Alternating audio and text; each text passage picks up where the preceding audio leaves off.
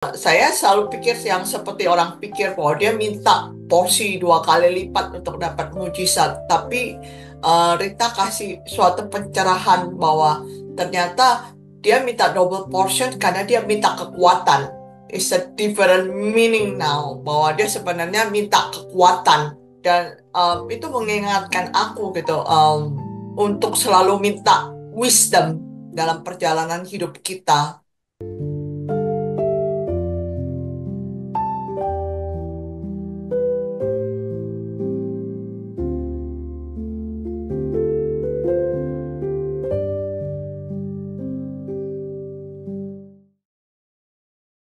Komentarnya itu apa betapa luar biasanya ternyata dari gambaran itu benar-benar ini ya banyak banget gitu. Jadi benar-benar Tuhan tuh Tuhan yang sungguh luar biasa yang merencanakan bahkan dia buat sedemikian rupa sehingga perjanjian lama itu adalah gambaran dari perjanjian baru. Ya, thank you Rita buat membukanya buat kita. Thank you. Yume. Iya, sebenarnya ya perjanjian lama semuanya itu kalau kita lihat berbicara mengenai Kristus gitu. Nah, sekarang ya kita lihat, kita kupasnya satu persatu. Kalau kita kupas satu persatu itu akan kelihatan semua gitu. Kebuka bahwa itu adalah mengenai Kristus. It's all about Him.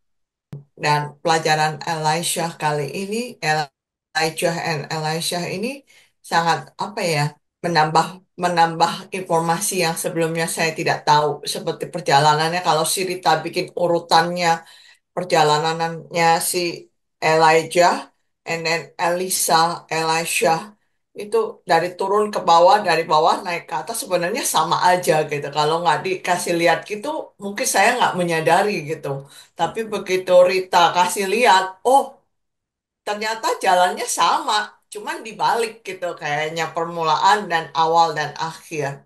Dan dari sana juga mengenai double portion, saya selalu pikir yang seperti orang pikir bahwa dia minta porsi 2 kali lipat untuk dapat mujizat. Tapi Rita kasih suatu pencerahan bahwa ternyata dia minta double portion karena dia minta kekuatan. It's a different meaning now bahwa dia sebenarnya minta kekuatan dan itu mengingatkan aku gitu untuk selalu minta wisdom dalam perjalanan hidup kita. Kadang-kadang kita selalu pakai mindset kita untuk menjalankan, apalagi kalau dalam pekerjaan kita gitu ya. Kita selalu pakai akal pikiran kita gitu, ilmunya kita, pengetahuannya kita, apapun yang kita pernah past experience, we always apply it at the workplace. Tapi saya punya suatu, I mean, udah saya jalanin sih intimasi sama Tuhan. Tuhan tuh selalu mau setiap pagi saya berlutut dan minta wisdom dari Dia. Jangan pakai wisdom kita, ask the wisdom from Him gitu. Jadi saya setiap kali sebelum mulai ke kantor atau di kantor kan saya kerjanya di gereja, lingkungan gereja. Jadi saya bisa berlutut, minta wisdom dari dia. Karena dalam ayat selalu diingatkan, seek the wisdom. When you find the wisdom on your right hand, you will find longevity, umur panjang. Tangan kiri, kekayaan, dan honor. Tapi kamu pakai wisdomnya dia, supaya kamu bisa mendapat merangkul kedua hal itu dari tangan kamu, dari tangan Bapak. Gitu. Jadi, kayak misalnya Elisha minta double portion, minta kekuatan, kita minta wisdom dari Tuhan. Karena kita pakai wisdomnya dia, seperti kata Rita bilang, jadi nggak khawatir. Loh, wisdom dari dia kok, kita nggak pakai jalan kita gitu. Supaya kita nggak khawatir. Seek him, cari kehidupan, cari dia. Supaya semuanya bisa ditambahkan kepadamu. Saya merasakan itu, benar-benar merasakan. Kemudian saya dikuatkan lagi dengan Elisha. Dia minta double portion, minta kekuatan, minta wisdom dari Tuhan. Gak pakai wisdomnya dia, minta wisdom dari Tuhan. Dan Tuhan memanjangkan sampai 60 tahun untuk pelayanan, misi pelayanannya dia. Kalau nggak dari pakai kekuatan dia, itu gimana caranya? Saya juga mungkin gak tahan kali ya. Gila 60 tahun memisi pelayanan, gak bakalan mudah itu. But with the God wisdom, with the God grace, everything is become from impossible become possible. Thank you Rita for the sharing today. Itu confirm gitu memang butuh God wisdom dalam setiap langkah hidup kita. Itu Ya. aja Rita. Thank you. Thank you Dewi. Ya, ini juga mirip seperti Salomo kan. Salomo waktu dia diangkat jadi raja, dia kan juga masih istilahnya masih muda gitu kan. Makanya dia kasih korban sama Tuhan 1.000 korban bakaran gitu kan di Gibeon. Terus saking senangnya Tuhan, Tuhan nanya kamu mau minta apa gitu.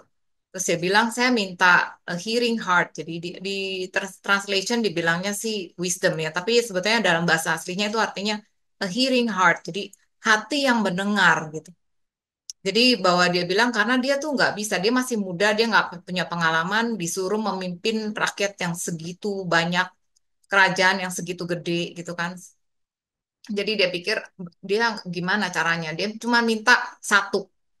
Tapi karena dia minta itu, Tuhan akhirnya kasih kekayaan gitu, kemasyuran dan sebagainya gitu. Jadi ya itu karena dia nggak mau bergantung pada kekuatan dia, apa yang dia punya, apa yang dia bisa gitu ya. Tetapi pada eh, apa yang Tuhan bisa berikan. Jadi a hearing heart, a wisdom from the Lord gitu. Jadi sama juga di sini. Elisa meskipun dia sudah berjalan sekitaran 6 tahun bersama-sama dengan Elia, dia tuh nggak pede. Dia bahkan gusar gitu. Kadang-kadang kan orang ya kalau misalnya udah mau dijadiin pemimpin, orang malah seneng gitu kan. Dia malah nggak seneng, dia malah nggak happy gitu. Malah orang-orang para nabi nanya, tahu nggak Tuanmu tuh mau diangkat di sorga?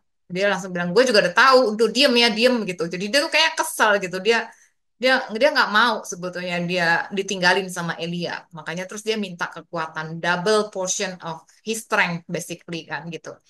Dan dia minta itu kepada Elia, sebenarnya ya Elia itu kan adalah perwakilan dari Tuhan ya, nabi itu adalah wakil dari Tuhan, jadi itu sama juga dia meminta kepada Tuhan. Dan akhirnya ya Elia bilang kalau kamu lihat aku terangkat ke atas ya kamu akan dapat gitu. Akhirnya dia lihat terangkat ke atas, dia dapat jubahnya gitu.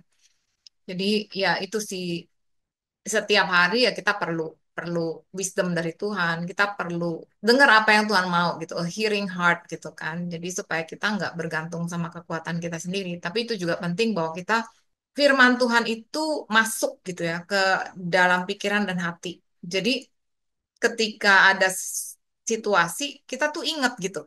Kadang kan terlalu banyak informasi di luaran ya yang kita dengar, kita lihat, kita tonton gitu. Nah, kita cuma dua pilihan nih, kita mau percaya yang mana gitu. Kalau kita nggak pernah dengar firman Tuhan ya udah jelas-jelas ya kita juga udah nggak tahu gitu kan, nggak ada pilihan, ya udah pilihan apa yang kita tonton aja itu. Semua orang takut ya kita takut juga gitu. Tapi kalau kita punya firman Tuhan itu diam di alam sadar, alam bawah sadar, itu kita punya dua pilihan. Kita mau pilih yang mana gitu. Nah, itu jadi ketika kita mau pilih Tuhan, ya pasti Tuhan akan tunjukin gitu. Dan satu hal itu, Roh Kudus pasti akan memberikan damai sejahtera karena itu adalah buah roh juga gitu. Love, joy, peace, patience, kindness, goodness, faith, meekness, self control, semuanya itu kan buah Roh Kudus gitu. Kalau kalau yang kita rasakan opposite of that gitu, udah pasti itu bukan dari Roh Kudus. Iya, satu hal juga kalau aku bikin keputusan, aku langsung cek my heart gitu. Aku cek keputusan ini hatiku gimana. Kalau misal hatiku itu udah damai sejahtera, ya udah. Terima kasih Rita. Sungguh sangat memberkati saya dan mengenai Elia dan Elisa ini dikaitkan dengan kehidupan nyata saat ini. Nah, Elisha itu mempunyai keberanian untuk meminta double portion. Nah, sementara untuk saya sekarang ini, saya tuh ingin supaya saya tuh bisa setiap hari berjalan dengan Tuhan. Nah, saya tahu dengan tips-tips yang Rita share selama ini yaitu intimacy. Mungkin Rita bisa bagi untuk pengalaman Rita supaya kita benar-benar peka dan juga berjalan bersama Tuhan mengingat sekarang situasi dunia sangat-sangat gelap. Terutama di Amerika kita kan tahu gejolak ekonomi sangat-sangat menjadi topik yang sangat menghantui semua orang saat ini. Nah, itu aja sih Rita. Bagaimana tips untuk kehidupan nyata saat ini gitu. Thank you. Yuk Indra, gara-gara tarifnya Donald Trump ya. Seorang, semua orang kayak pada kebakaran jenggot. Iya, sebetulnya kalau dibilang tipsnya apa, nggak ada spesifik tips ya. Tapi satu hal yang firman Tuhan selalu yang ingetin aku, jagalah hatimu dengan segala kewaspadaan karena dari situlah terpancar kehidupan, gitu kan. Jadi Tuhan tuh minta you take care of your heart, I will take care of the rest. Kita kan nggak bisa ya, nggak bisa mengendalikan dunia, tapi kita bisa mengendalikan hati kita. Dan itu yang Tuhan minta. Jadi kalau misalnya ada situasi muncul pikiran-pikiran buruk, itu kamu langsung alihkan. Misalnya, apakah ada resisi? Enggak. Tuhan adalah gembalaku. Aku tidak akan kekurangan gitu. Jadi itu selalu ingetin diri sendiri dan jangan jangan biarkan kekhawatiran atau kegelisahan itu menghantui gitu. Itu sih. Jadi jangan biarkan hati kamu tuh gelisah. Jangan biarkan kamu khawatir. Kan Tuhan selalu bilang, jangan khawatir, jangan khawatir, jangan khawatir. Dia kalau dia menghardik murid-muridnya bukan karena mereka tuh kurang berpuasa, bukan karena mereka kurang berdoa, tapi karena mereka nggak percaya gitu. Karena mereka khawatir gitu kan. Maka dibilang, kenapa kamu tidak percaya gitu. Selalu dibilang gitu. Nah itu, kuncinya cuma itu sebetulnya. Nah kalau, tapi maksudnya gimana caranya supaya kita bisa tenang? Nah, itu balik lagi ke intimacy sebetulnya. Gimana caranya kamu bisa bisa mengendalikan kekhawatiran misalnya gitu kan. Nah, itu iman timbul dari pendengaran kan firman Kristus. Jadi kita dengerin firman Kristus, kita baca, kita makan gitu ya, makanan rohani gitu kan. Praise and worship gitu. Eh, Pray in spirit kayak gitu sih. Itu nolong ya. Wow, thank you banget Rita. Yang pertama mungkin saya ingin tanyakan adalah mengenai School of Prophet dengan Elisha. Terus yang kedua adalah mengenai yaitu tadi selama ini banyak orang-orang mempunyai anggapan yang salah. Walaupun kita sudah menjaga hati dan kita mempunyai intimasi, tapi bagaimana untuk menasihati mungkin teman-teman yang ya mempunyai pandangan yang salah, semua diizinkan oleh Tuhan. Itu aja sih yang paling utama. Thank you, Rita. Thank you Indra. Ya, kalau pertanyaannya kenapa Elia itu memilih Elisha ya, bukan salah satu dari nabi-nabi di School of Prophet gitu, sekolah para nabi pada saat itu. Satu, aku percaya karena mungkin Elisa itu punya hati. Dia dia mau gitulah, dia mau untuk dipakai Tuhan. Yang kedua, dia tuh orangnya rajin dalam arti dia kan orang kaya ya. Dia orang kaya, anak orang kaya gitu. Tapi di situ kita bisa lihat bahwa dia tuh rajin, dia tuh bahkan mau turun tangan, dia nggak cuma nyuruh anak buahnya loh, dia ikutan membajak gitu kan bersama-sama dengan anak buahnya. Itu memperlihatkan bahwa dia tuh orangnya yang rajin dan juga rendah hati. Dia mau dan setelah dia dipanggil oleh Elisa, dia bahkan pesta gitu ya. Dia sembelih tuh lembunya dia. Jadi itu gambaran bahwa dia tuh menghargai panggilan Tuhan. Jadi ada kan orang-orang yang mungkin meskipun dipanggil tapi yang nggak terlalu menghargai ya, beda ya. Meskipun orang-orang misalnya sekolah teologi ya dan sebagainya gitu, tetapi kadang bisa menganggap panggilan itu sebagai beban, ngerti nggak? Tapi ada orang-orang yang mungkin Tuhan panggil, tapi dia malah bersuka cita gitu. Maksudnya menganggap itu sebagai is a privilege gitu.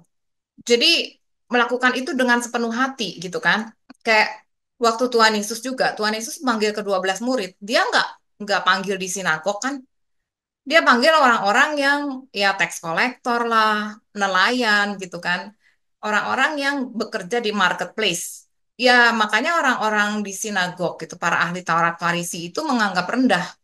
Karena dianggap mereka tuh, iya siapa mereka gitu. Mereka nggak terlalu ngerti lah gitu kan istilahnya.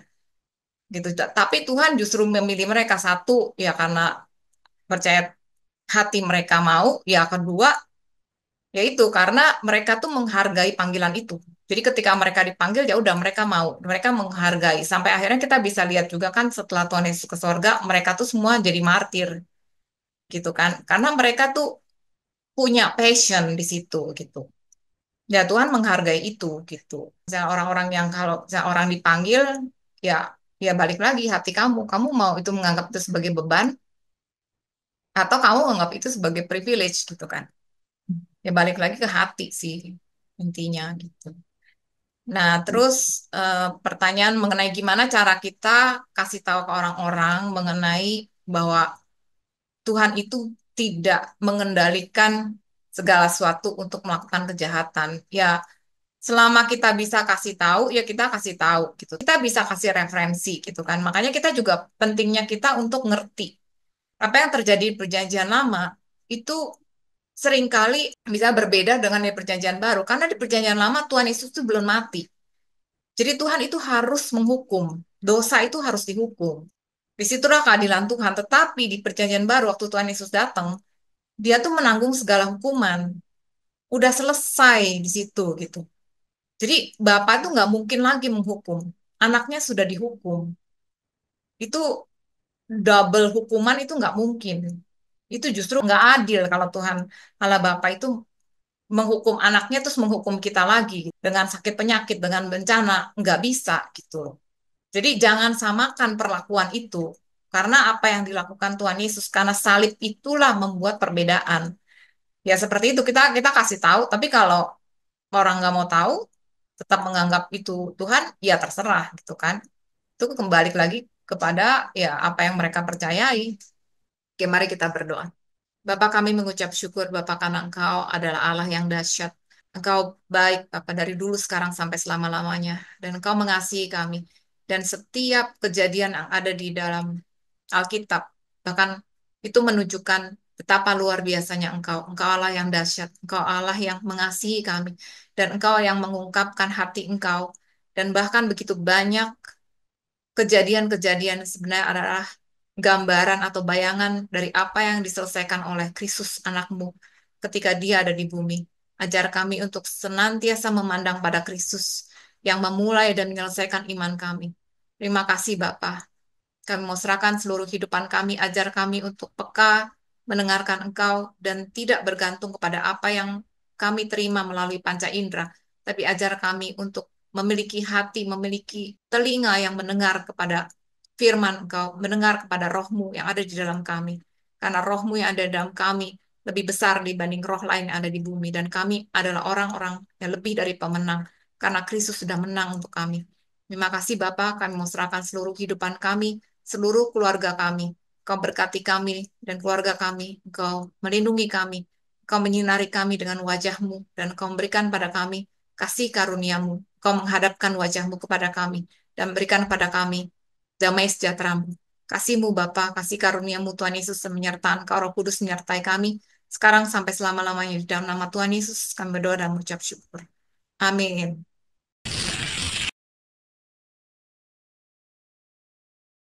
Di Yesaya 28 di sini dikatakan, sungguh oleh orang-orang yang berlogat ganjil dan orang-orang yang berbahasa asing akan berbicara kepada bangsa ini. Dia yang telah berfirman kepada mereka, inilah tempat perhentian. Berilah perhentian kepada orang yang lelah. Inilah tempat peristirahatan. Tapi mereka tidak mau mendengarkan. Jadi dikatakan oleh orang-orang yang berlogat ganjil dan orang-orang yang berbahasa asing. Apa maksudnya? Saya percaya ini merefer kepada bahasa roh. Jadi ya mungkin dipikir ya logatnya kok ganjil gitu ya, kok bahasanya kok asing. Tetapi di situ dikatakan inilah tempat peristirahatan. Halo semuanya, salam sejahtera dan semoga semua dalam keadaan sehat. Selamat berjumpa dalam Grace for Indonesia. Nama saya Rita. Saya dan teman-teman adalah bagian dari kelompok sel yang bernama Sola Gracia Life Group. Kalau kalian punya pertanyaan seputar topik yang kami bahas, atau ada topik menarik yang ingin kami bahas dalam pertemuan selanjutnya, ataupun kalian memiliki prayer request untuk didoakan, silakan masukkan dalam komen. Kami berharap apa yang kami sharingkan bisa memberikan semangat dan pengharapan, karena kita punya Tuhan yang luar biasa. Kalau video ini memberkati kalian, tolong di like, subscribe, dan di share, supaya menjadi berkat juga buat banyak orang. Terima kasih, Tuhan Yesus memberkati.